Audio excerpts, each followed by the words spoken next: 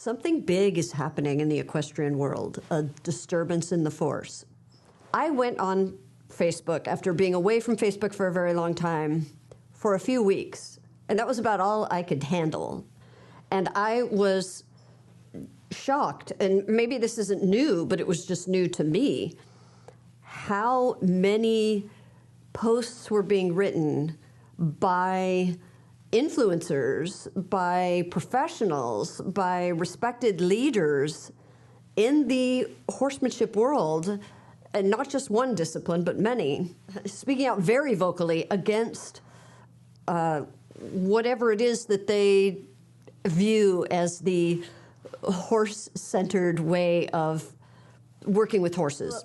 Those of us who use, for example, positive reinforcement, those of us who advocate for not hitting a horse, not whipping a horse, not kicking a horse, not using any kind of physical violence for training, we have always gotten an enormous amount of criticism, but not on this scale and not coming from these professionals. And the posts often feel very defensive.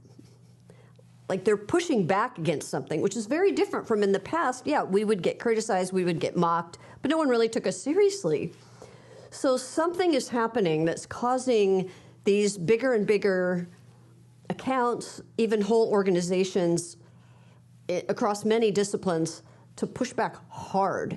And some of that pushback involves not just saying, hey, you guys are wrong and we are not abusive, but to actually now turn the tables and say, actually, you guys are the ones who are abusive and you're creating dangerous and spoiled and whatever. And they're lumping everyone together. I reached out to the person who I value so much for her opinion on all this, and it's Adele from the Willing Equine. And for those of you who might be familiar with both of us, then it's probably obvious to you that her and I don't do the same things, and we do not share a lot of techniques, although we both use positive reinforcement. And one of the reasons that I have so much respect for Adele is because for many years now, it's been very clear that her and I disagree on many points.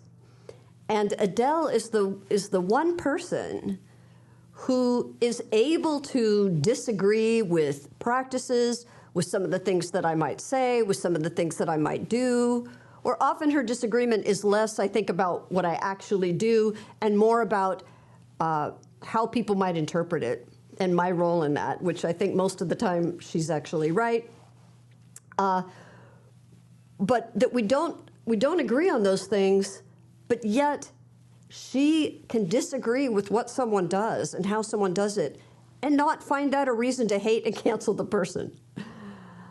And I have more and more and more respect for that view, because I think if collectively all of the people who are trying to do some version of, I don't want to force the horse against their will, but I still want a healthy, happy horse, if all of the people who are trying to do this with their horses are now under attack from the people who themselves, I think, genuinely feel now attacked.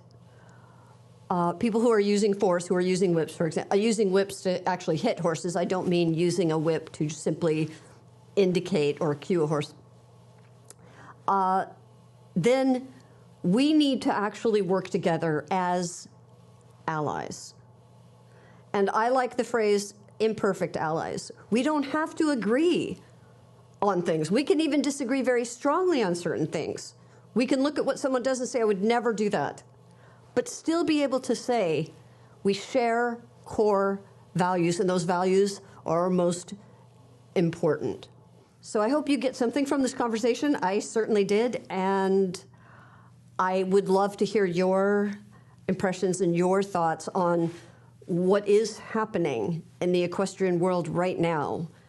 So here we go, my conversation with Adele from the Willing Equine. Now it's tipped over into an area where they're saying that we are actually the abusive ones, that if you are not doing traditional good horsemanship, what they consider traditional and good horsemanship, you're actually not in the best interest of the horse. I reached out to you because I thought this feels like maybe it's a good thing, even though it's really uncomfortable right now. And if the mainstream, some level of mainstream horsemanship is now feeling enough pressure that they have to make these really defensive, argumentative, and full of logical fallacy posts, is this a good thing? And I remember every time I would post about it, I would get at least three, four, five different full-on hate comments, like full Wow. on, you're ridiculous. You're going to make that horse is going to kill you. You need to go work with a real trainer, and just on and on and on. Every single post. Now I rarely receive any of those, which is good. But also it means things have changed. So fast forward to now, and I think what's happened is actually we're a real threat. And this type of training, this integrating positive reinforcement, or all there's more aware, more collaborative, more compassionate, ethically minded horse training in whatever form you're utilizing it, and however it's showing up in your day-to-day interactions with your horse, um, are a legitimate concern. Like it's legitimately threatening other horse trainers who do not practice this and or don't understand it. And that's a really big thing too, because I will see posts like that or writings like that or responses like that from equestrians professionals that I actually in real life would consider pretty compassionate horse people. I just think they're not Right. understanding. They read something and is not it doesn't make sense to them, and then they're taken to the keyboard, right? They're taken to the internet to talk about it, and they don't actually fully understand what it is they're talking about, because those posts and that type of content is really targeted towards horse people who are looking for permission, potentially not all of them, but I think that are looking for permission to continue to do things the way they've always done it.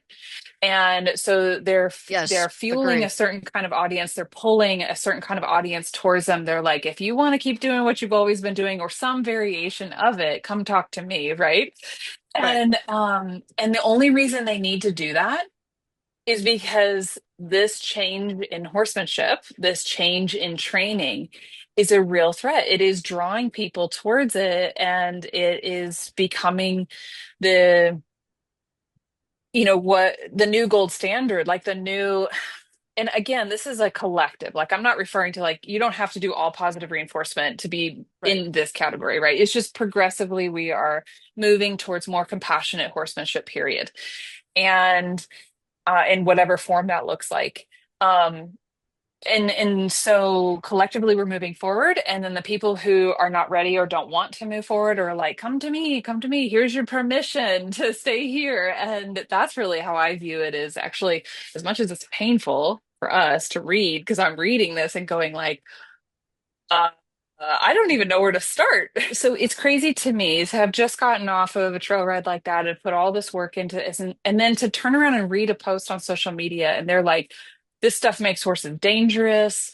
This is not practical. You can't have, we'll use the word boundaries because everybody kind of knows what we're referring to with that, but I understand the hesitation with that word. And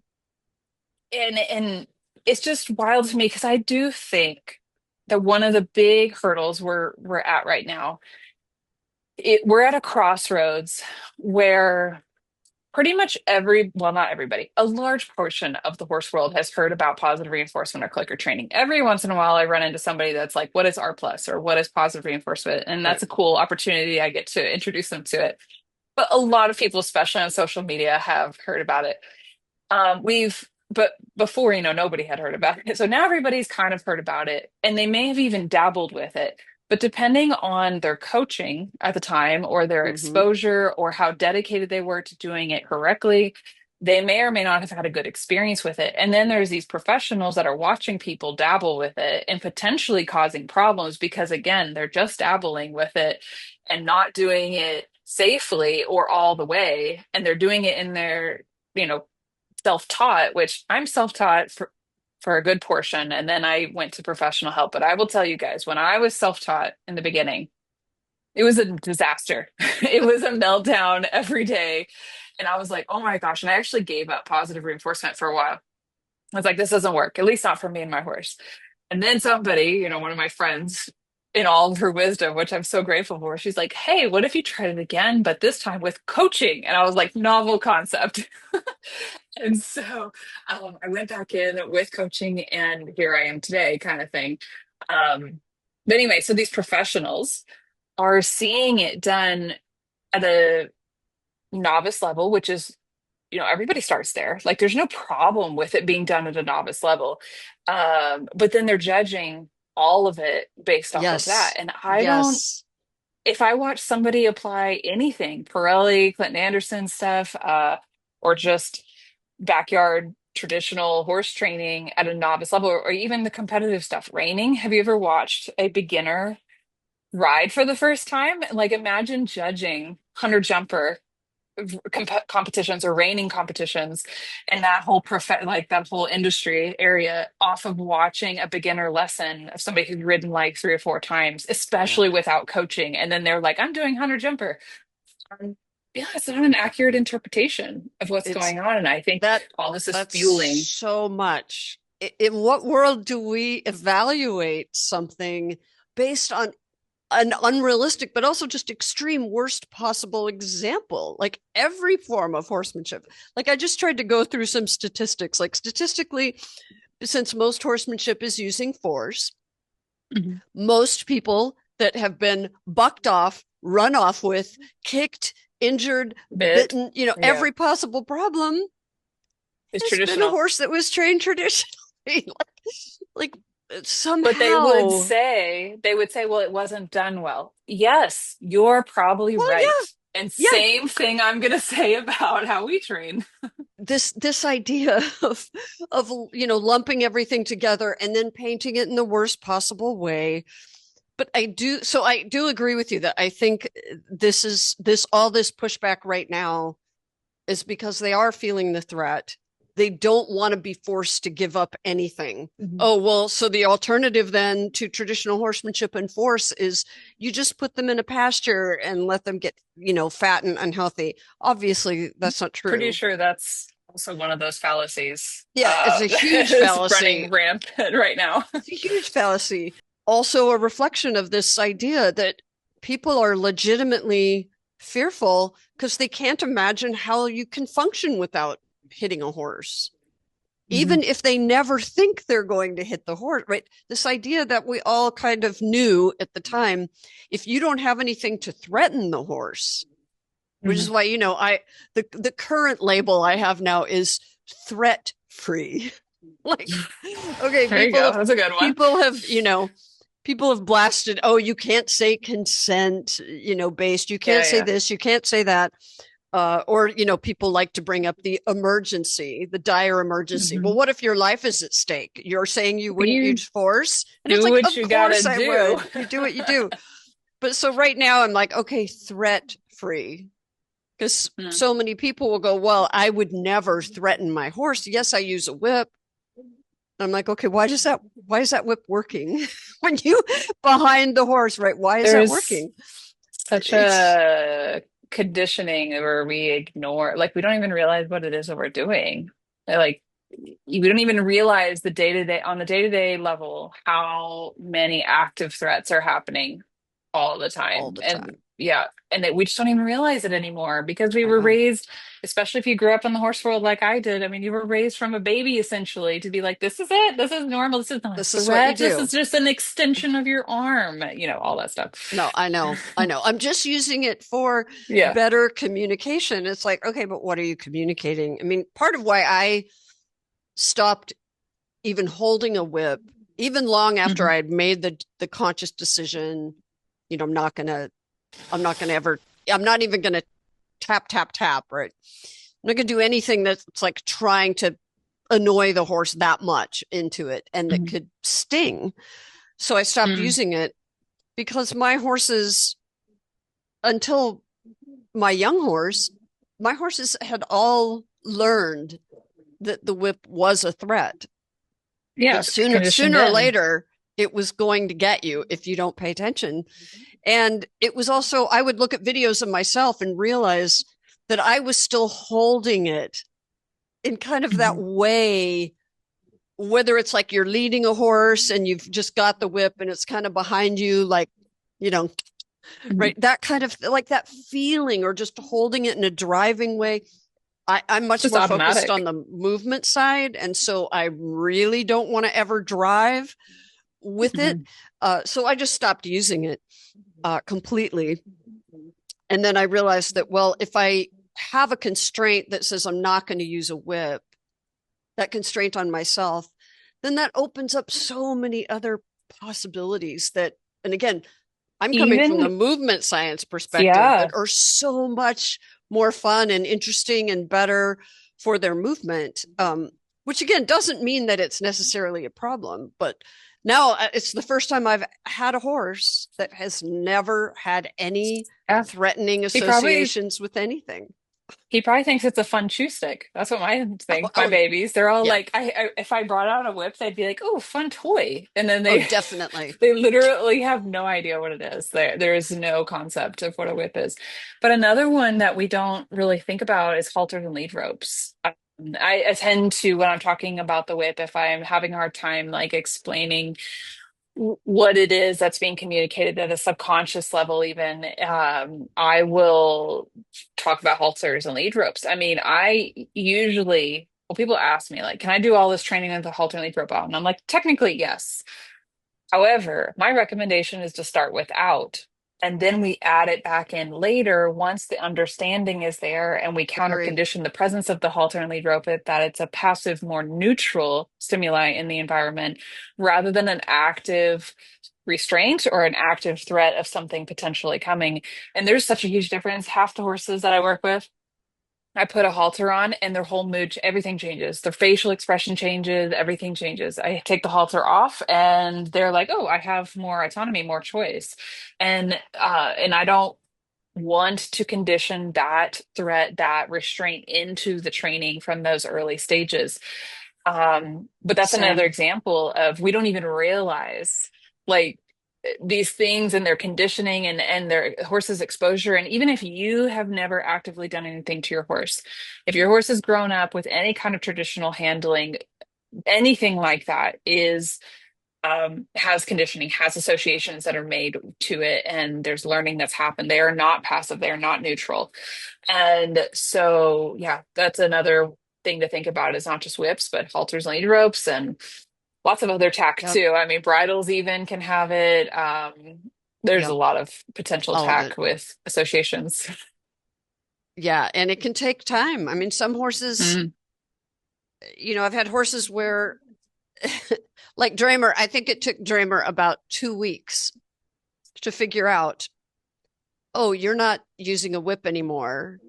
If I oh yeah, ignore you, you're not going to do anything. And then, we were I get so literally out on a excited. trail, and he and Yeah, he was like, I'm going to stop now. What are you going to do? What have you got? we're And I'm like, such I've got nothing. And that's we're when the real work starts, right? When you go, yeah, I didn't replace force with anything. And my horse is yeah. like, I think I'm just going to say no now, right now. And I laughed about it because I knew I wasn't going to do anything.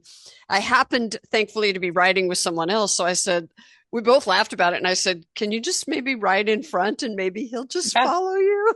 and, yeah. but I've had other horses where, it could be 3-4 years after anyone has ever hit them or even swung the rope at the right, nothing like that before the horse actually resists something.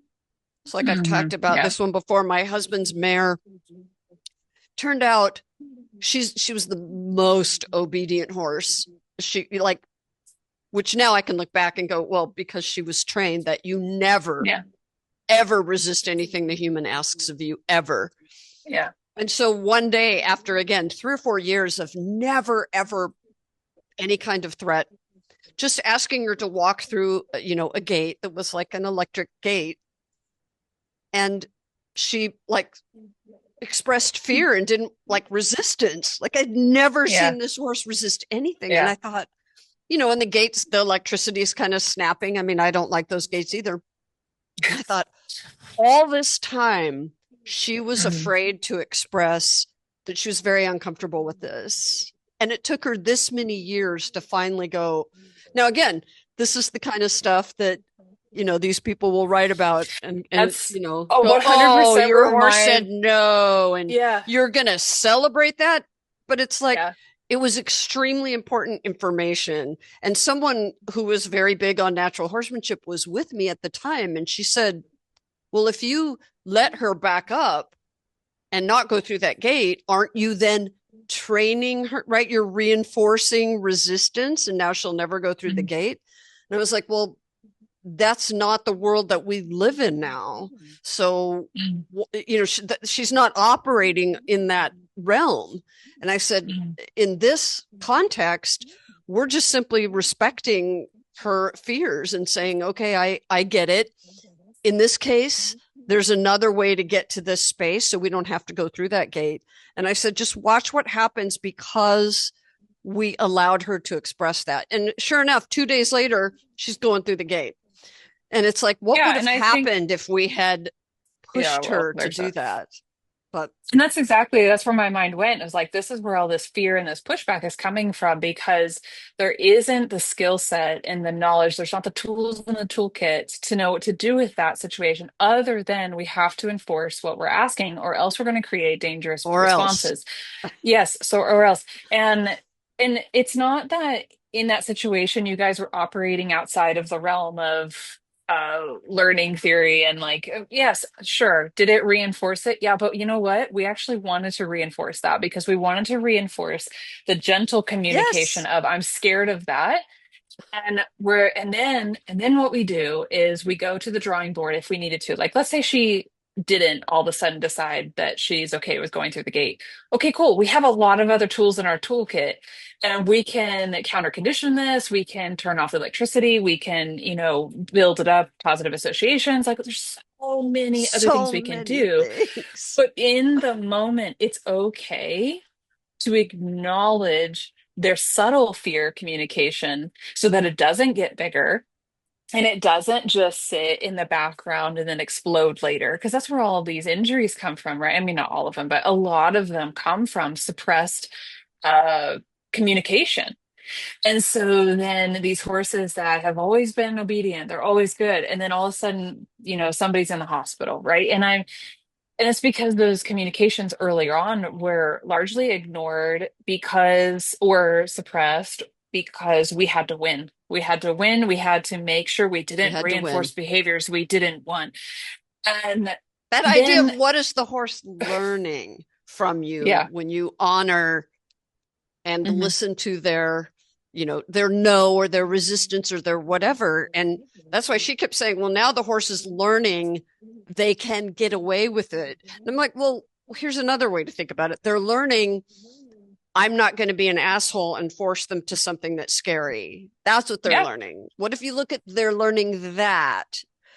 And if you have a different kind of relationship with your horse, so if the relationship is based solely on I'm going to make you do things you don't want to do, and if you resist, it's going to escalate. There's no point of you resisting. Well, then yeah, then you better make them do Yeah. it every single time, right? But if you have a Well, relationship that's based on listening to their communication and finding ways for them to actually work with you. Yeah. And that's why, you and I have talked about how this idea of, oh, these people don't have boundaries. It's like, I don't even understand that I think, conversation. oh man, I have 2 points I want to touch on. So one is that in an so then people will go to like, okay, well, if they learn they cannot go through this gate, then an emergency is going to happen where they have to go through the gate. There's a tornado, there's a fire, whatever, and they have to go through it. Here's the thing. When on a day-to-day basis, when we run into situations like that, we acknowledge the fear, we give them a moment, maybe we go and make a compromise, whatever it is. And then we say, all right, it is important that this horse goes through gates when I ask them to. And this is something I'm acknowledging that they're scared of. Let's practice, right? We're proactive.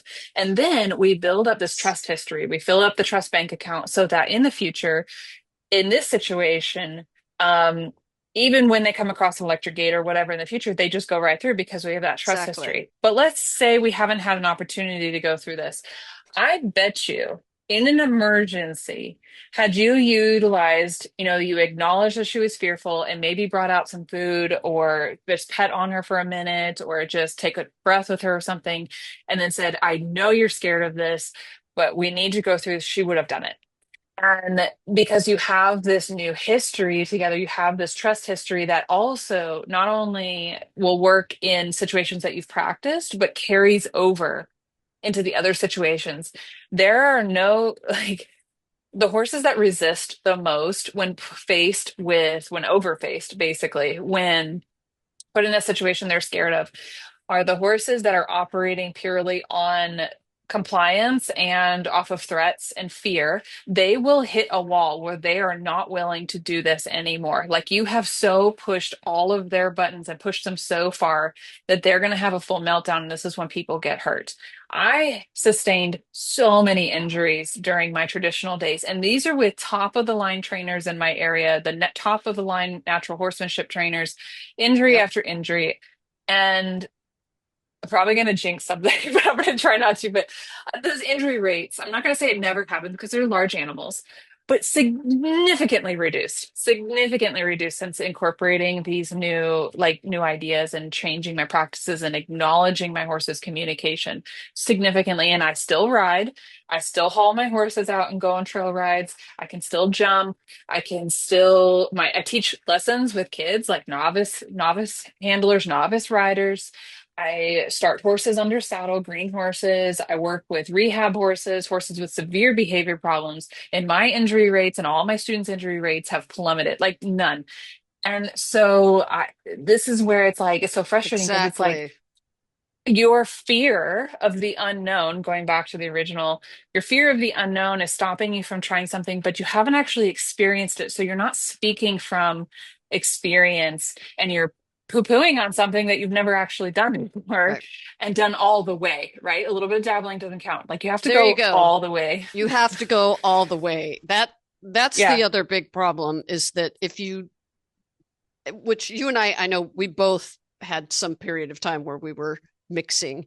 Oh, And yeah, yeah. so you realize that you're not actually ever getting to that place where Yeah. the horse truly is, and I'm using the self-determination theory definition of Hmm. autonomy, which does Hmm. not mean, as they keep painting it, horse gets to do whatever the hell he wants and take you and No. drag you and no bound. Just means not forced against their will. Yes. So, and again, there should be an implicit, unless it's an emergency, and we set things up so that there almost never is a life-threatening emergency. But of course, you prepare for, well, the vet's here and this is happening and this is happening. But it's this strange phenomenon where they act like autonomy just means, yeah, the horse can drag you off a cliff. And I've actually had people say those exact words.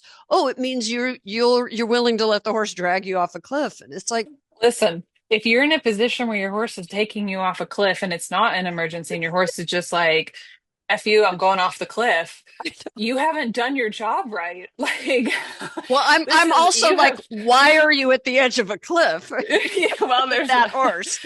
But I yeah, mean, but on trail rides and stuff, sometimes you are at the edge of a cliff well, and your yeah, horse is like, we're going. And I'm like, no, we're not.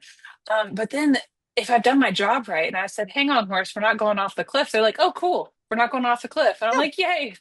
I just call it Because mutual autonomy, right? yeah, I won't, we're I have a collaborative. contract with the horse where I'm not going to force you to do something that you really, really don't want to do. But you also don't get to Yeah. force me to do things that I don't want to do. I was 3 miles into a hike and my horse was like, I'm really fatigued. And anyway, it was a long backstory there. She's like realizing I'm like, shoot, we gotta turn around because I'm about to have a horse that doesn't want to take reinforcers anymore and she's really fatigued and she's like over threshold at this point. But she's still responding. She's still doing really well. I said, okay, let's find the shortest route back. We're gonna have a horse go ahead of us that she trusts, and we're gonna see if she'll at least take grass or something on the way, which she did. She just didn't want hay pellets anymore. And we just were operating on learning history. I mean, I rarely reinforced her on the way back because we're just like, well, she's like, I know what to do. And so we're just going to do it. And that's good training, right? That It should history. Yes, hold it's up. and Yes. that a long time ago, I realized that I never again want to ride a horse where I have any fear at all that that horse might either take off, like be Yeah. frightened enough to run off, or that the horse, for me, that the horse is going to stumble forward, right? That they don't have Mm, balance and hmm. stability. I want to know that that horse, and also I never again want to be on a horse that doesn't actually want to move, that what doesn't want to go forward, where you have to Yeah. push the horse in some way. And that feeling is so different. And I realized that people can go years or maybe even their whole life and never feel what it feels like to be on a Yeah. horse that Such a is different. happy and wants to move forward and is into it. And that's why, like, when I had summer camp here, there were people who had been afraid to get on a horse. And one woman had not been on a horse for 10 years. And she's sitting on my horse, Bobby, right? And we're galloping, right? And doing rollbacks and then turning and spinning and running the other way, right? Wow. And they're all having the time of their life because they're like, when you're on a horse that is That in wants to be full there. control of his movements, he wants to be doing this.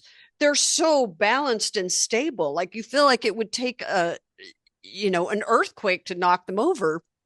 And that feeling is so different. But then I realized how many people never get to feel a horse that's just that has autonomy for how they move their body, that they're not being forced, they're not being Yeah. threatened, they're not in any kind of pain where they're responding against what their body wants them to do, Hmm. Hmm. where they're doing exactly because they're obedient, right? All of that, when all of that is out of the equation, and then you're working with what does the horse want to do. So it's natural for people to assume who've been working with force, even if it's gentle, yeah, but if I let go of all that force, They won't do I it. know what the horse is going to do. They won't want to do anything. Or, in my case, though, people will say, well, then they'll just move badly. And it's like, well, Yeah. yeah, if you just stand there and do absolutely nothing and have no activities or no exercises or no context building, yeah, but Yeah. obviously, it's not what we do. And so it's like there And are then, all kinds of things that we can do that don't involve making them do it. and I think traditionally, so many people are used to if horse doesn't want to do something or they're scared, they're so familiar with big explosive fight or flight responses. And I like 99.99% of the time, my horses, when they're starting to feel a little bit fearful or something's hurting. I also have a horse with a muscle myopathy. And sometimes if I've over fatigued, she was the one we were out on the trail with and got kind of stuck. And I was like, oh, shoot, we got this. She was fatiguing. And when that happens, her muscles start to hurt and like more so than average. And she can even tie up. And so, um, I don't want to ride her if she's having an active episode, even for pain situations like that or arthritis or whatever. My horses just stop. They just stop. And I actually have taught them what I call a stop button. And I don't know that you could look that up in any behavior book, but they reach around, they touch my foot, and it's my cue to get off. And they only do it when they're in pain or they're scared or really fatigued, which is be tired, like getting painful. And so they only do it then. Otherwise, like they don't want to come home. Like they're like, we're going, we're having fun. They're out, they're just marching and nice and relaxed. And I have such a hard time. Like I've ridden traditionally a few times since then, just to go out with friends or whatever. Like anyway, different contexts that happen. And I'm very picky about who I ride with. But it's so weird to me to not have that with those horses. And I'm like, this doesn't feel the same. It's not as much fun as when I'm in that collaborative, communicative relationship with my horses. And I know we're enjoying this together. I mean, we all say we love horses. We all say we, love, whatever. But then we're like, we love you, but no voice. We don't care what you have to say. We love Oh you, yeah. but I actually don't like that you behave like a horse, like, or that you want to be with your I buddies, think or that you most want people grass. know deep down, even if they don't for some reason want to acknowledge it. I think we all knew we were doing things that our horses didn't really want to do. And I think we Yeah. also knew deep down that it wasn't, well, but they need to for their health and well-being, right? That we were doing things just because this is what I want to do. I want to go I think ride. as I want I, to, win a ribbon. I want to go to the yeah, show. That it isn't, or I want to show off that I can do this, that it wasn't like, oh, well, we need to do these things because it's for the good of the horse, which, I think as an adult, I understood that more, but as a kid, so I grew up traditionally in a hunter jumper competition barn, and the horses were stalled 24/7, like literally no turnout. And their only form of exercise was being ridden or hand walked or lunged. And we only did that 3 to 4 times a week. It was bad. It was a bad situation. This was one of the premier show barns in the area, by the way. There was 35 horses there, and we went to like all the shows. And so I actively was under the impression, and it's because of the environment and because of how we set it up, it was kind of true that I had to ride, that I had to lunge my horse, that I had to make them do these things for their well-being. And I really did because of the environment. But as I got older, I started realizing, well, if I change the environment and I set it up so that my horse can, meet all of their needs on their own without me, then the time we spend together can actually just be something we both enjoy together and have fun. And yes, I can improve their quality of life through the time we spend together. And yes, I can improve their exercise, get them more movement, all that. But it is not necessary for basic survival at this point. Like it is, they're still right, doing well without it. Because if I get injured or I'm right. sick or I And go on even when vacation, people say whatever. that, I'm like, well, so your Yeah. horse doesn't need you lunging 20-meter circles with them then go take them for a No. walk. If you feel that Yeah, yeah. that's what they need, then, Well, we lived in the anything but city. what you're doing. There was, Oh, we right. weren't able to take them on walks, but we could have around the arena. But yeah, yes, there was so many things that were wrong It with that is, setup.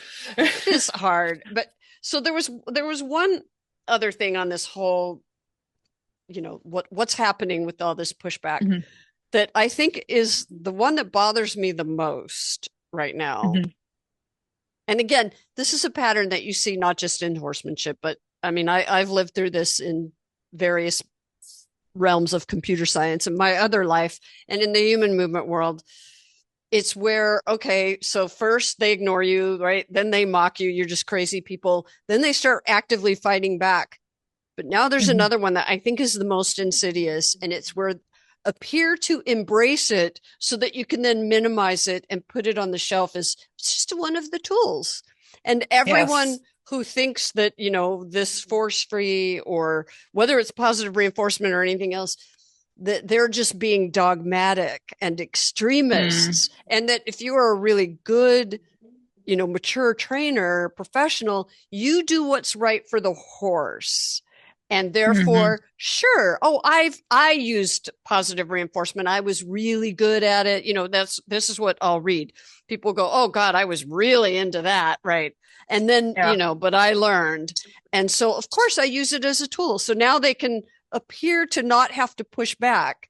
They're just and so they can minimize it. It's just one little tool. They don't have to change their paradigm of thinking about using force with the horse. And what does that mean?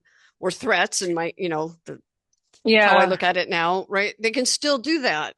And yet appear to have, fully Yeah. understood and appreciated the value. And then I'll see professional trainers who will say, and I've seen a lot of them do this, and I'm sure you've read these posts too, where they'll say, "Oh, I'm the one that has to come in and clean up Oh, I love that one. everybody else's mess." Now, you and I have joked about this because I think rightfully so. I've created some messes that I'll go, oh, well, I'm just going to give business to Adele because she can fix what I broke with getting people to do crazy things. And it's like, it's not that it's completely untrue, but it's to paint all of that as therefore those ways of doing things were wrong instead of that person definitely Yeah. didn't get the help that they needed. They missed a whole bunch of steps. They ignored warnings and went straight to, something insane. Yeah. And so, of course, but that's no different from traditional training. Yeah. I mean, Yeah. it's I not think like this people who did is, Pirelli never got injured or never had a dangerous horse. I oh, mean, well, it's just right. yeah. I think it's such a multifaceted issue because in horse training specifically, well, actually, industry wide, well, let's talk about, I know we have conversations of, behaviorism and stuff outside of it and all that, but I'm going to look at the behaviorism for a minute and like animal training, like clicker training, like strict, more like that. Okay. Even within that industry in that area, there has been so much progress and changes in the last, I mean, even since I started, like 10 years, 5 years, even 4 years. I mean, I don't even remember cooperative care being talked about until Right. the last 5 or 6 years. I mean, I'm sure it was around, but like in the horse world, it wasn't really actively being talked about. And then we have things like, oh man, there's so much. I could just go on for another hour about how much things have changed. So we have where the horse world started off with their understanding of positive reinforcement. And then we have a whole community or whole group of trainers that are kind of coming up right now. And there's a few that are more established that are really implementing improved practices and looking beyond just we're looking at other things. We're looking at welfare. We're looking at so much. We're looking at this as a multifaceted thing for our individual learners. And it's not just about A plus B equals C. Like it's not that anymore. And it hasn't been, but we're updating our practices, right? And it's not just about effectiveness anymore, right? When we first started clicker training with horses, it largely was, well, this horse isn't responding to pressure and release very well. Let's get out the clicker and food and make them do what we wanted them to do to begin with, right? Right. Right. That's changed, right? It was about the effectiveness. That's how I started. Is my horse wasn't responding to the natural horsemanship and the traditional, all this stuff. And I had tried so much stuff. And I had a lot of experience at this point. She wasn't responding. So I was like, well, I'll find something else that works. Still with the goal of making the horse do what it is that I wanted them to do. Is still Right. me imposing my will on my horse. And at the time, I wasn't practicing cooperative care. I didn't have an understanding of very subtle body language. I didn't have an understanding of nervous system regulation and trauma. And like there was so much stuff I didn't have an understanding of. So sometimes these professionals that are pushing back are learning from outdated practices in the positive reinforcement realm in with horses Right. specifically. And then they're putting it as a tool in their toolkit again for the same purpose of effectiveness and imposing will on our horses. So that's one part of it. And so I think if they had a different introduction or a different exposure or a different mindset around it, it would be different for them.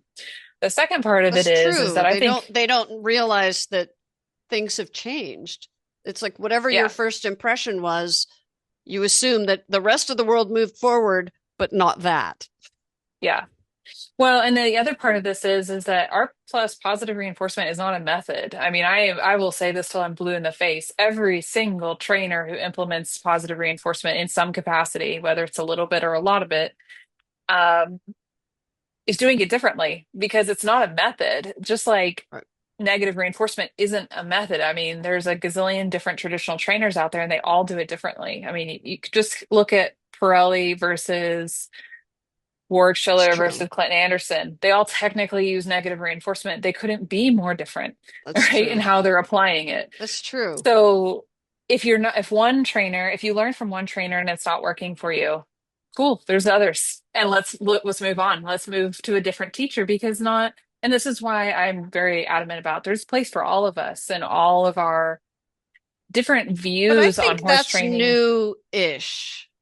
I mean, Yeah. I have been guilty of lumping all what I would consider traditional or best Okay. practices positive reinforcement for a long time, because for a long time I think that it was this Mm, is how you do that Yeah. kind of behaviorism. This is the ideal reinforcement schedule. And then Yeah. horse people would say, this is how you deliver the treat. These are the foundational behaviors, right? So for a while, I think there was a set of skills Yeah. that were looked at as this is the correct Standard way, practice. even Yeah. though behaviorism allowed for a lot more flexibility, but there was best Mhm. practices. But I have been guilty of saying that and not really acknowledging that, yeah, that's really evolved.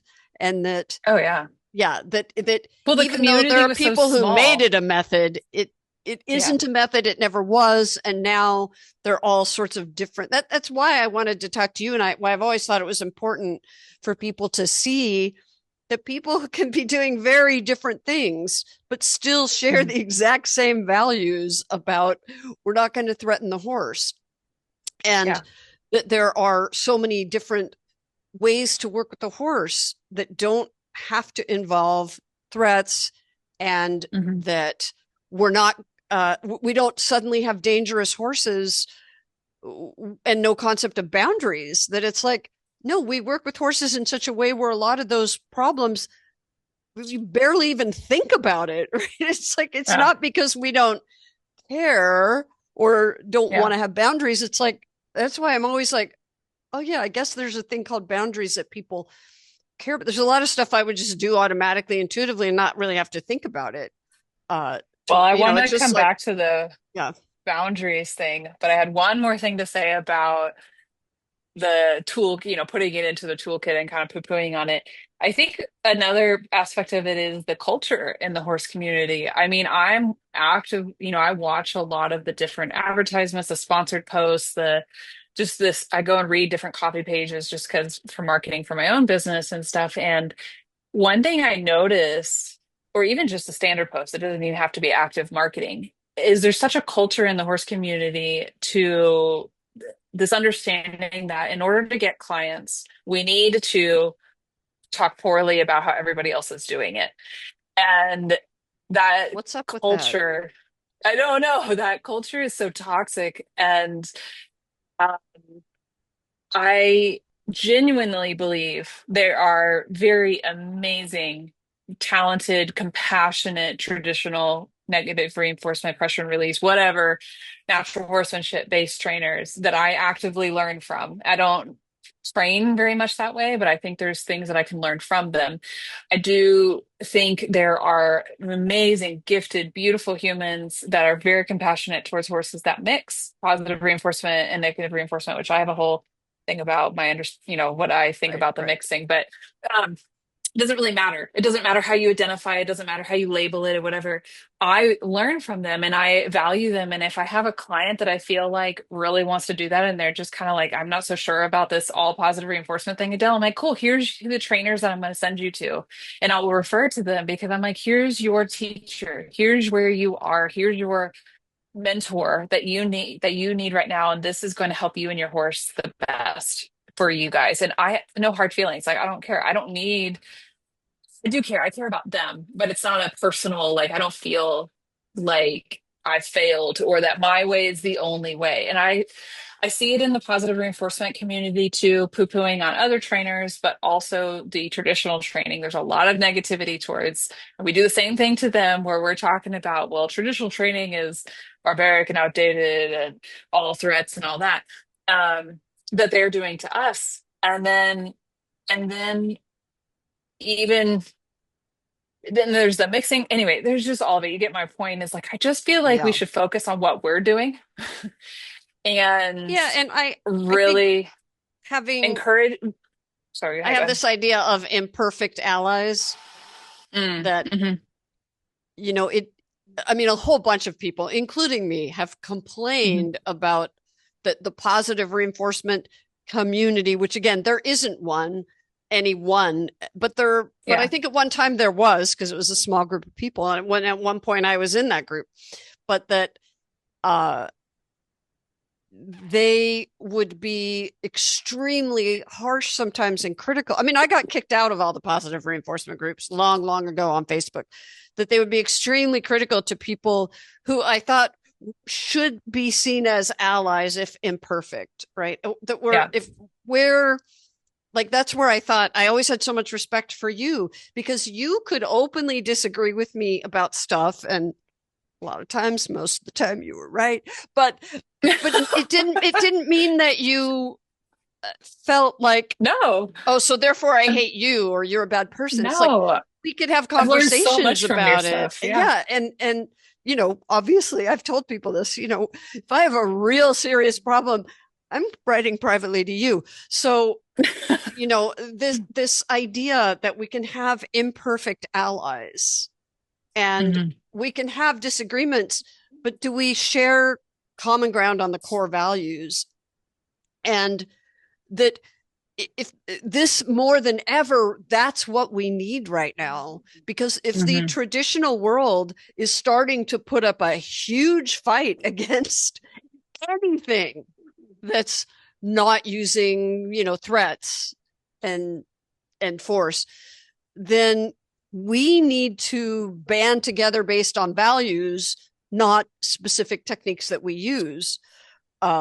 Which And means that we can go back to the original post we were talking about and we can say, just trying to look for the things that we do agree on. We do agree that we want to be safe. And we do agree that our horses need to absolutely, be functional in the real world. And we do agree that there is safety protocols that need to be in place. We do agree that our horses need training to be able to have hoof care and handling and all of this stuff, right? We agree on a lot more than I yeah, think we it's disagree on. crazy.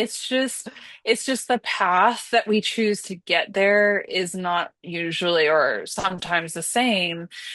And then we act like because the path isn't the same, that we don't have the same goals. And that's not the case at all. And that's where I wish we Oh, would all yes. get together and be like, we all want the same thing, but we're choosing different pathways. And I can still say, I want the same thing as this person over here.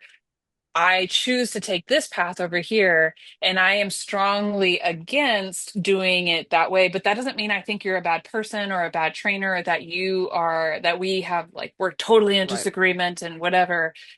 Um, are And there and active and abusers some out there of and all it's that? going to Sure. take But time. I mean, yeah. Oh, I yeah. that's the thing. You've been doing this now more than 10 years. I've been doing this obviously more than 10 years. We have horses that we have been with and doing this with for a long, long time.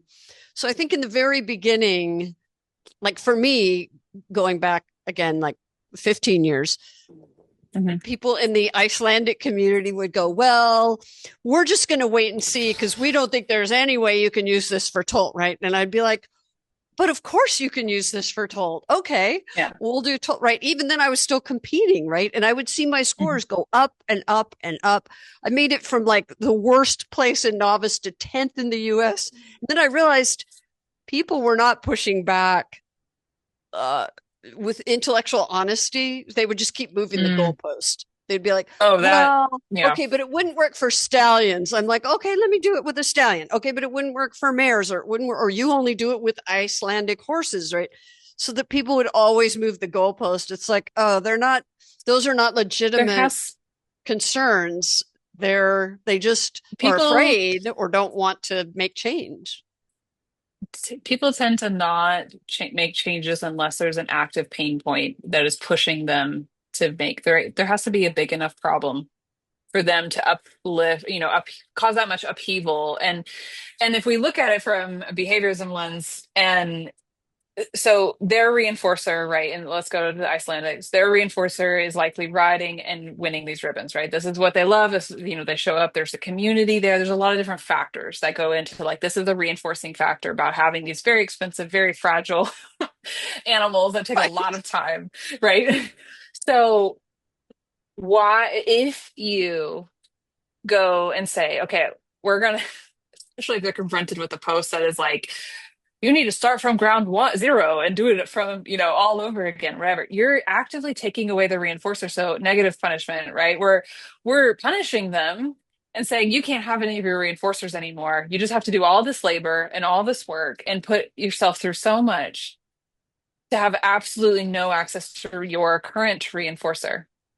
So this is what I do a lot of is I try, especially in my behavior consults and stuff, is I have to especially when I have to come in cases and be like, you actually can't ride anymore, I am spend so much energy and time finding them a replacement reinforcer, something else that they can enjoy with their horses and that they can do and that the horse is also going to enjoy. But anyway, going back to like social media arguments and the goalpost moving and convincing, you're never going to convince somebody to change that much, really, just by proof alone. No, I've had to learn this the hard way definitely too. not. And yeah, it's, they got But to I have a reason believed for that. it. I believed Yeah, that like for me so too. long. I thought, well, can't you see? And now, we have more than a decade of social media posts and videos, and how much more evidence do you want? Yeah. Before I realized, oh, it actually was never about sort of, evidence. And there would always be No, something that would be, yeah. missing. And I understand that. But there's a reasonable and appropriate fear of giving things up and not having Mhm. anything that will replace it. And it's Yeah, impossible to kind of tell people in advance, but you that it'll won't be okay. care.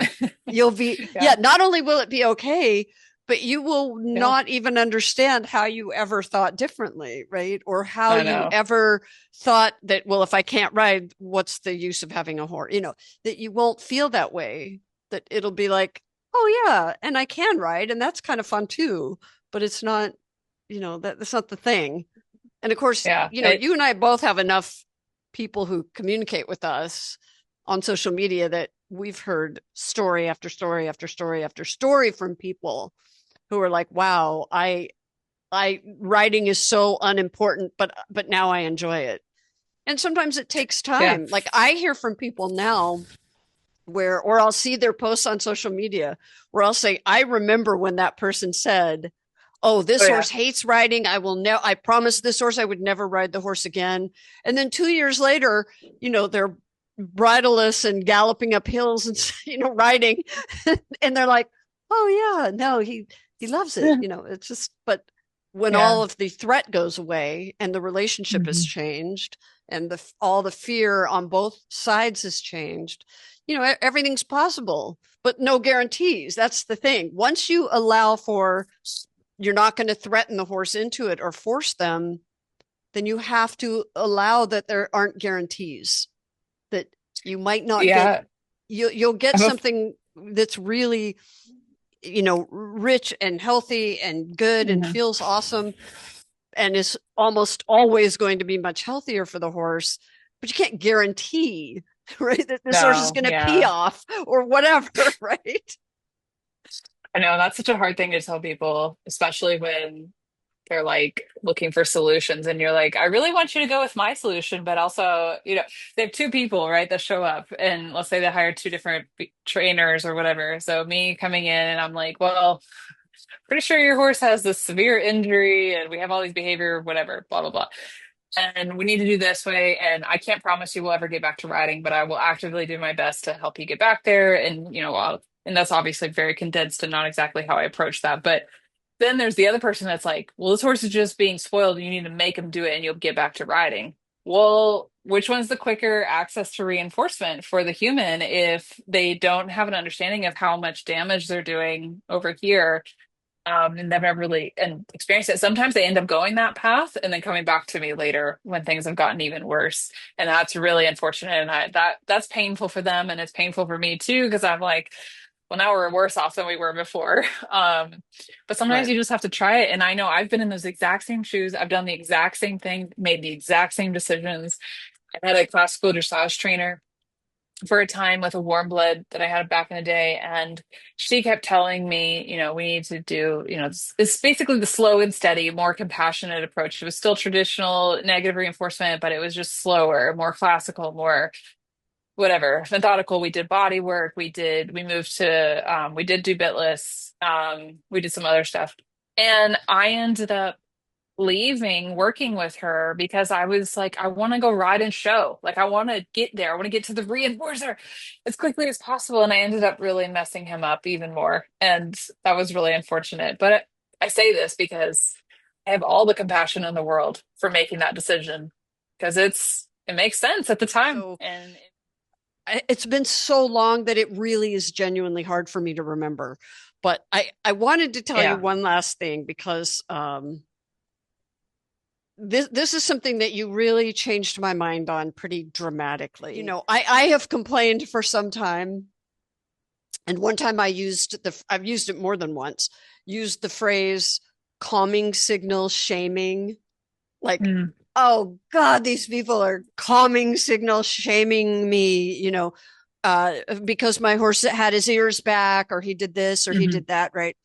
And I used to not even care about how and what I showed. Hmm. And now I think much more carefully about it. Like if I'm editing and only I or people who know me really well, right, know my exact context. And Hmm. so now I try to always show, instead of just, oh, let me show all the badass stuff and the horse is his ears back and he's in dragon mode, which I literally trained him to do. But if I just show that, how does that look any different? Unless you really, Mm. really knew me and knew that horse. How does that look any different from all the stuff that people force horses to do and call it liberty or whatever, right? It looks just the same.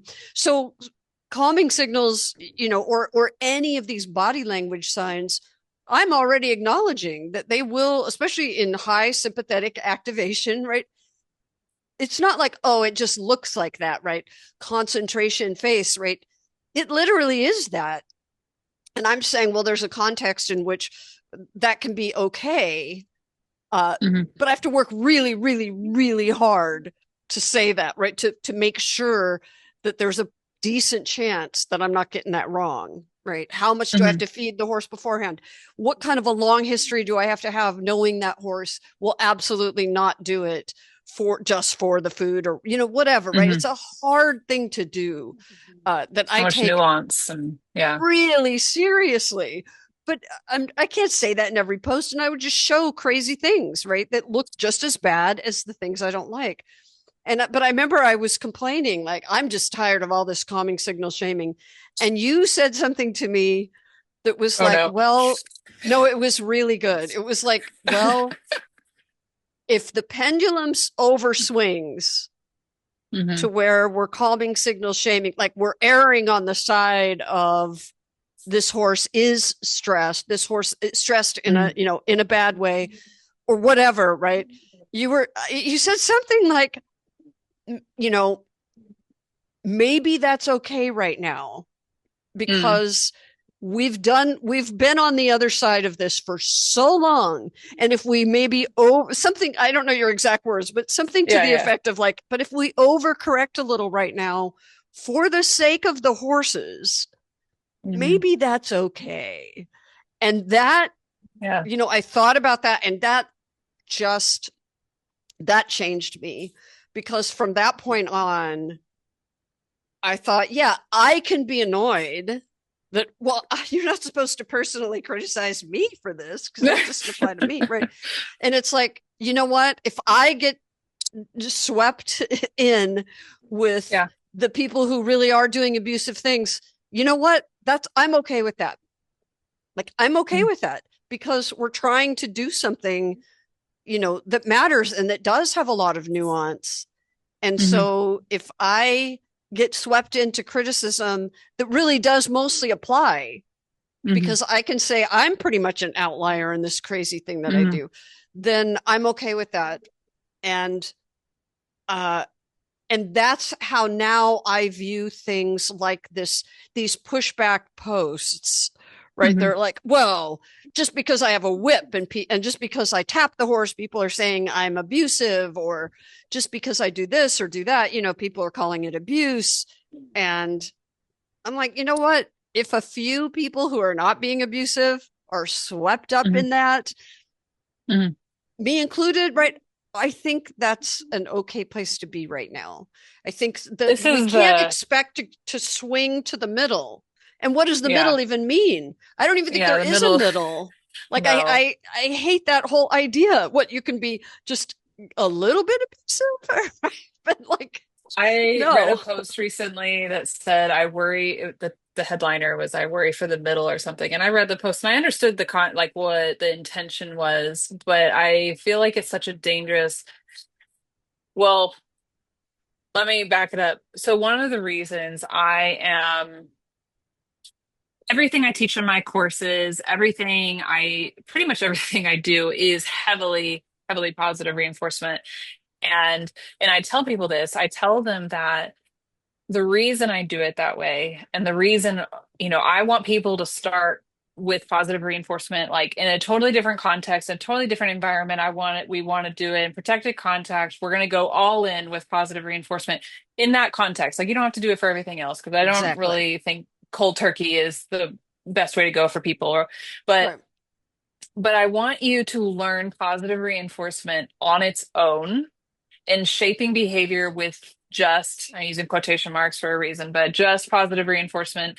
Um, because I think it's really challenging for people to truly understand a concept or truly understand how to do something when they swing from the extreme this way into the middle. Like I don't know that we're I actually agree. finding the middle. We're finding a little bit better than the extreme one side, right? So you have to kind of swing all the way to and understand it and embrace it, to be able to find the nuanced middle, to be able to make active decisions in the moment. There are times where I will actively choose to use negative reinforcement, and I do it on purpose, but I can only do that now because I know what all positive reinforcement looks like and I know how to do it with positive reinforcement and I know how, like so I'm like, okay, for this context, this situation, this client, this Agree. horse, whatever, this is the better decision right now, but I And I know only my know how to do horses will that. forgive me. Like they will Yeah, that be, too.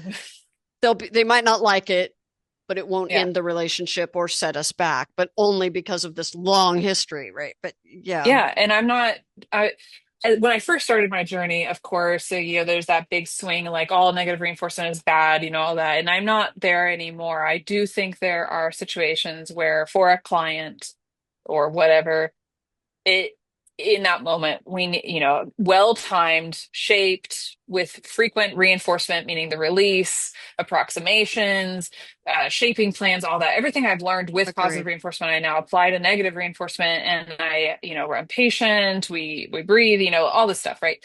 I can do that much better now, and I can do it in a way that is safe for the horse, that is not going to cause trauma, that is going to be effective. But I still really love using positive reinforcement. I still feel like it's such a powerful, it's still pretty much 90% of 90, I'm gonna go with like 98, 99% of what I do.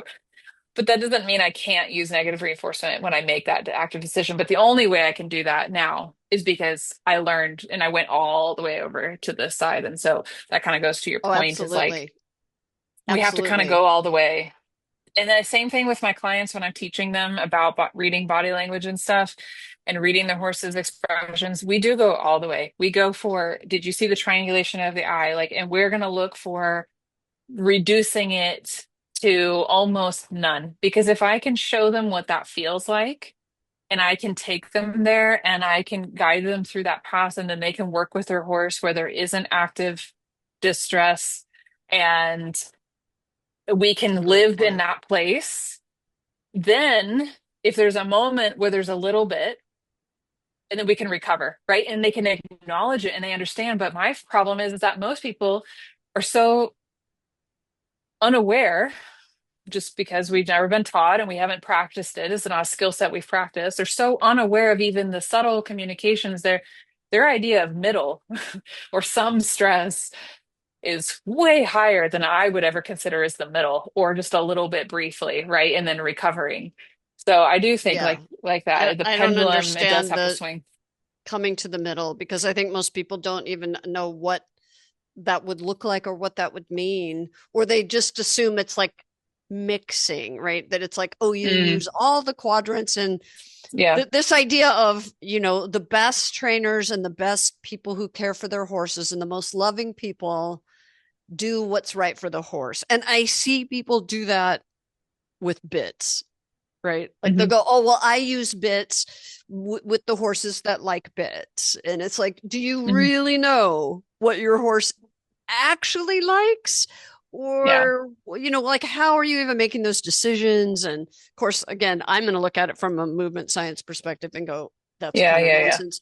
But Yeah. this idea that the best people, the non-extremists, right, are the ones who do what the horse Yeah. wants. And, But how do you know I do until you, address that. This yeah. idea that people will go, well, if I don't do anything, then the horse, gets confused and frustrated, has no idea what to do. And I'm much more likely to create that than you are, because I'm so much not on cues for movement stuff. So, but Yeah. I'm using the environment, right? I'm in behavioral terms, I'm really big on antecedent Yeah. arrangement, right? And in every possible way. But this idea that, people say, well, the horse, if I don't do anything, then my horse feels lost. And then they interpret that as the horse needs leadership and strong guidance and all of that. And it's like, well, those are two very different things. Like you can have the cognitive burden of, I don't know what to do, but we can Mm-hmm. help them with that without Mm-hmm. having to be that means therefore they need decisive, firm leadership telling them exactly what to do. No, Yeah. it's giving them all kinds of, hints and clues and help about, or even just tasks. Like, here's the Mm-hmm. goal, but you don't have to do it, but here's the goal, and being clear Yeah. about that. And that, I think, so, yeah, if you just stand there and say, okay, but that's that straw man Do your that thing, people do horse. autonomy. Yeah. So we get it with the movement world a lot, where people Yeah. go, oh, Yeah. I see. So if you coach with, a self-organized movement, then it means that you just sit there and let them move however they want or however badly. And of course, they're never going to figure out, and it's like, no, of course not. That, who would do that, right? But I understand all those arguments. But so bottom line is, you seem to also be seeing what I'm seeing, that as unpleasant as this phase is, it ultimately means that enough large group of people, and some of them prominent positions, are feeling the kind of the threat, whether it's social license or just that there's so much Yeah. discussion right now about being kinder. And I think in the beginning, people would look at people doing positive reinforcement, and often they wouldn't even see people ride. They certainly wouldn't see anything that they maybe liked. No, So it was because we easy to hadn't go, had well, time. you can't do it with positive reinforcement, right? But now there are people using some variation of no threats and Mm-hmm. doing every possible thing. Not every possible thing, Yeah. but close, right? Most of the time, because you don't want that kind, you stop wanting that level of obedience for like sport dressage. But the horse is still doing these things. And I think now it's getting harder for people to say, oh, yeah, but you can't use it because it won't allow you to do this, this, this, this, this. And we're like, are you sure? Because I, there's examples. yeah. I think it's so challenge. Yes, I agree with all of that. And I do think it's what we're seeing is we're seeing that now this is a real conversation. This isn't, us crazy people doing the abnormal and we're just dismissed. We're now having to have real conversations about this and the reality that this is happening and we're doing this and it is possible. Um, the pushback that we're seeing most of the time when I really dive into the root of where the pushbacks are coming in, they're coming from different sources, right? So, what is the motivation for the behavior of writing that post? It's coming from different places. It's either um, coming from they've only experienced situations where the trainer, the person using the positive reinforcement in whatever context, or giving a horse more autonomy or whatever, doesn't really understand how to do it well and safely. And so that's their impression of it. And so that's the motivation. Or it's coming from a place of watching professionals that maybe aren't practicing more updated training practices and then getting that impression. I've had multiple podcast episodes actually at this point with people that are like, well, I watched this or that trainer, for X amount of time and I just saw stressed horses. And I'm like, well, yeah, at the beginning, because we didn't know. We didn't know. And now we're changing and updating. And so I would encourage people to, again, look at this as R plus is not a method. You know, giving your horse a choice is not it's not one method. Uh, Even just better practices and more compassionate training is not just one method. So if you don't like what you're seeing with that one, instead of forming an opinion right away, go watch a few others. Go really dive in before forming an opinion. And then the other motivation might be from feeling insecure or threatened by the changes and that. Um, and then another potential motivation is that they in themselves dabbled with it and didn't get very far or see good results, whether that was from the type of coaching they received or no coaching.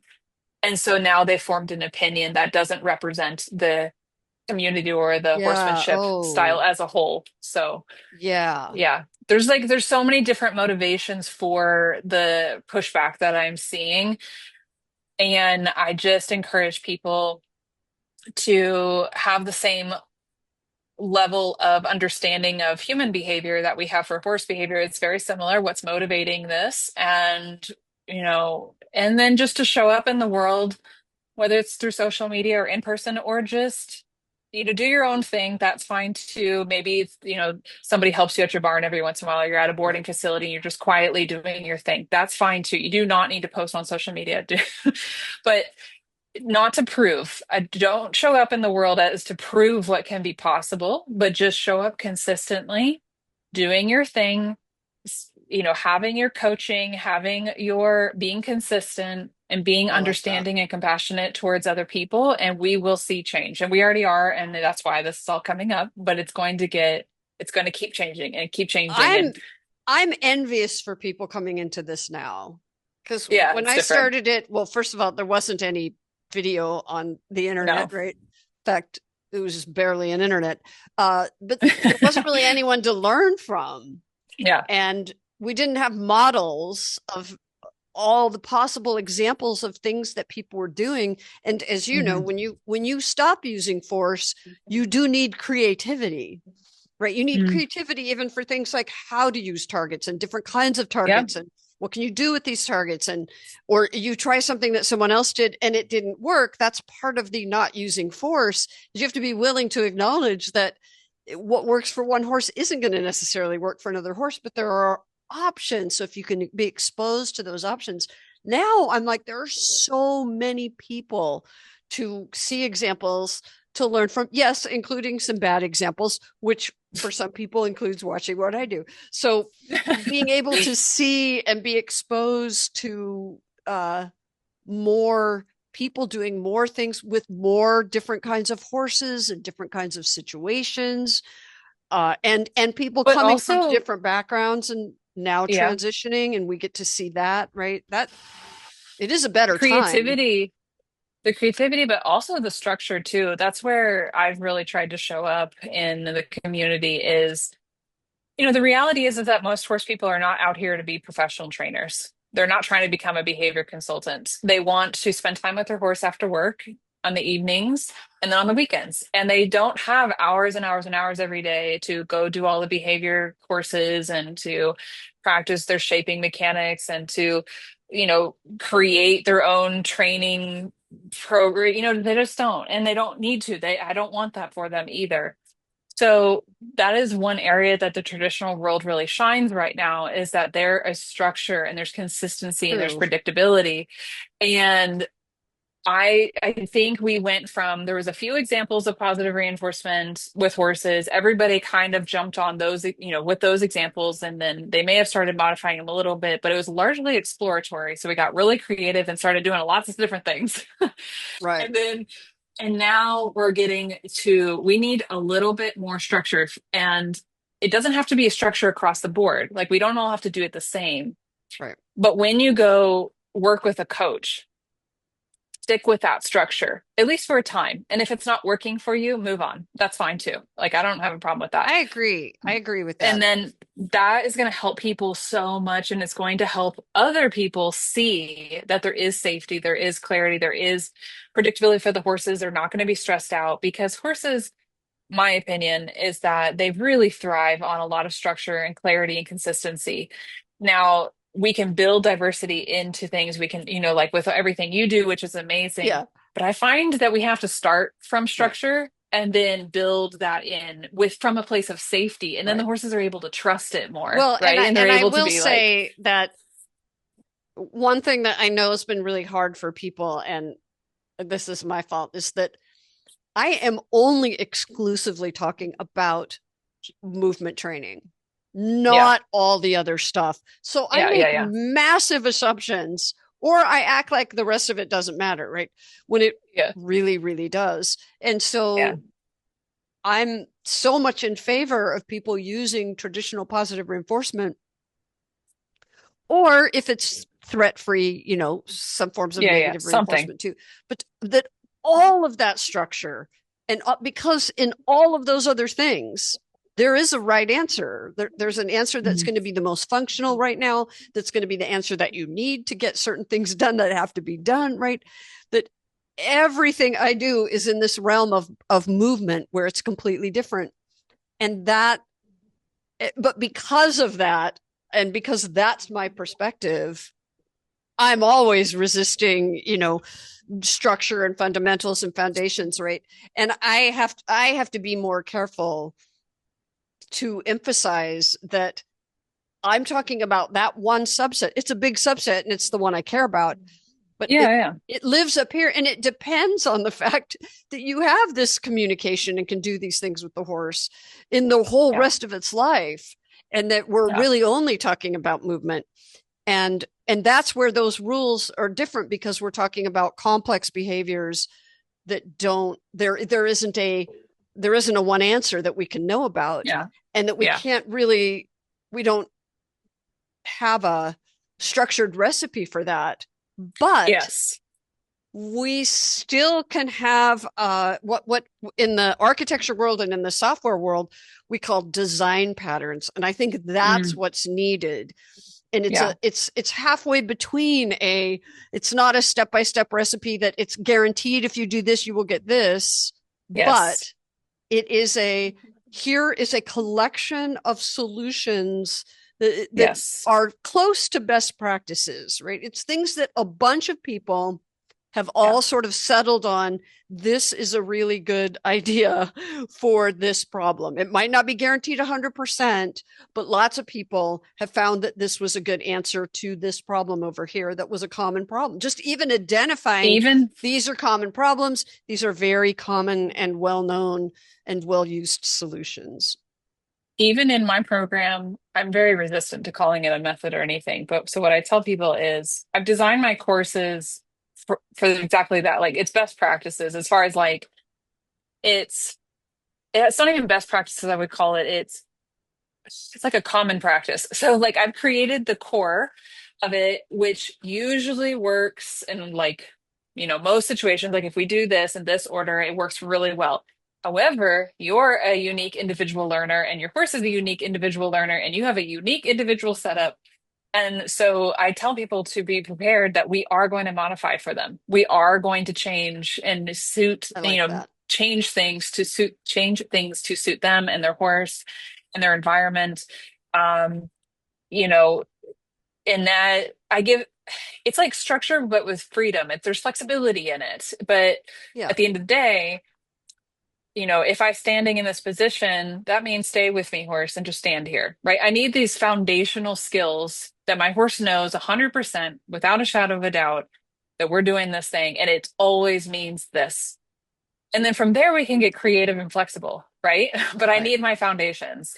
Well, and And you and yeah, I have talked about the fact that I will often bypass all of that, but I'm taking responsibility for the fact that if and when that bites me, and it often will, I have my own farm. I have everything set yes, up for me.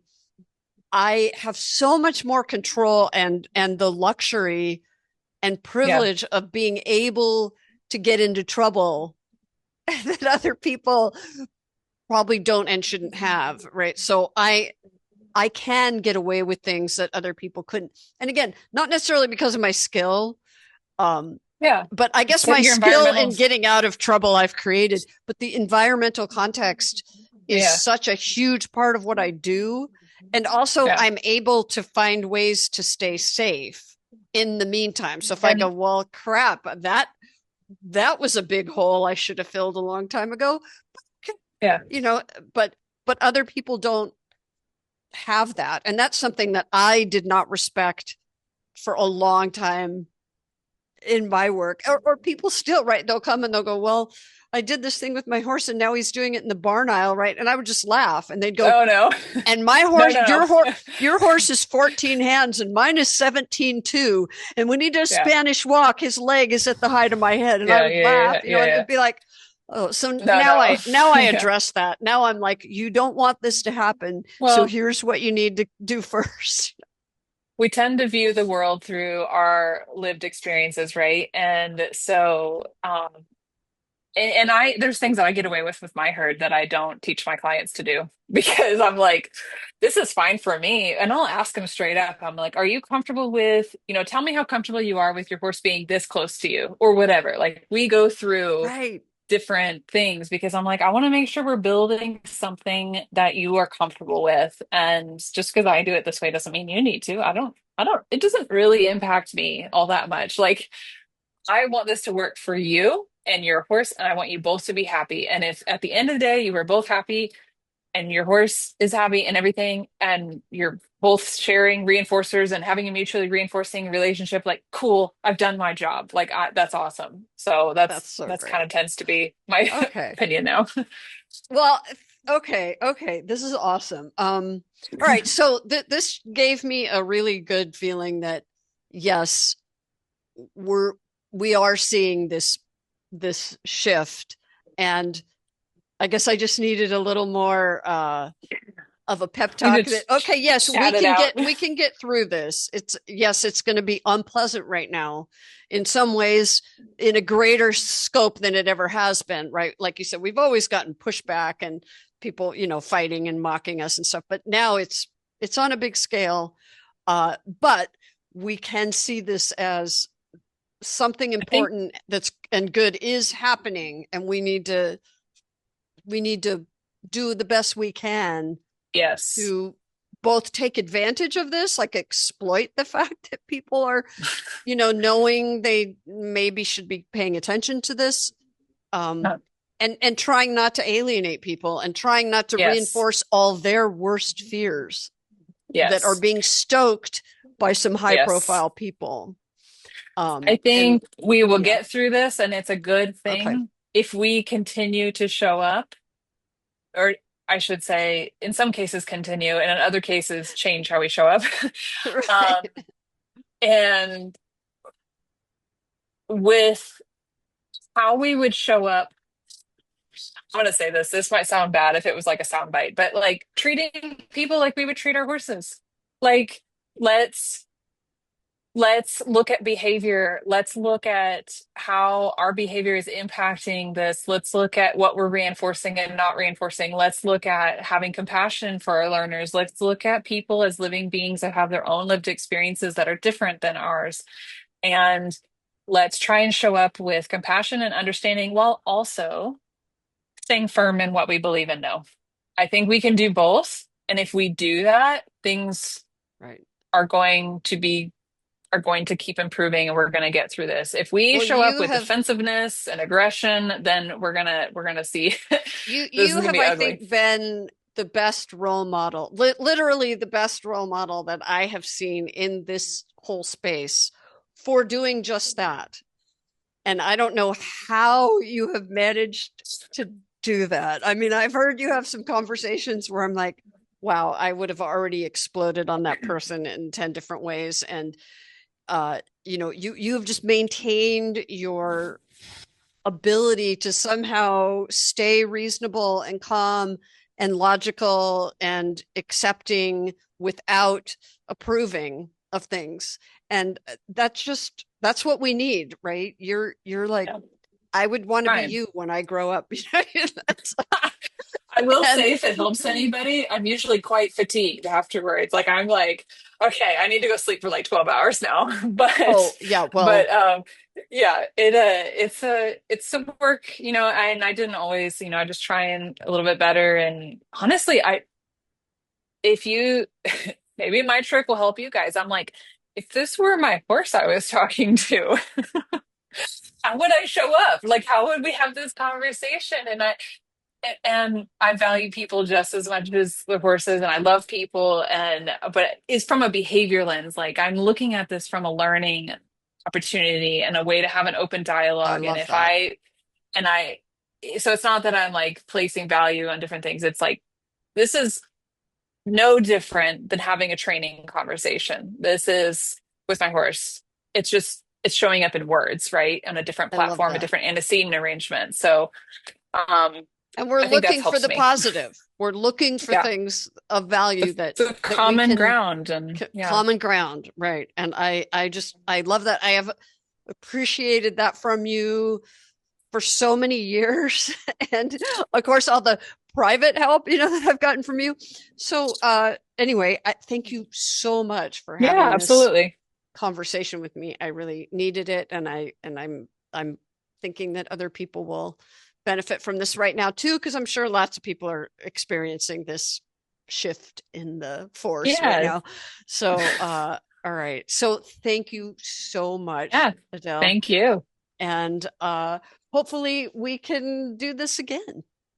Yeah, definitely. It was fun. All right, talk All to you right. soon. Bye. Thank you.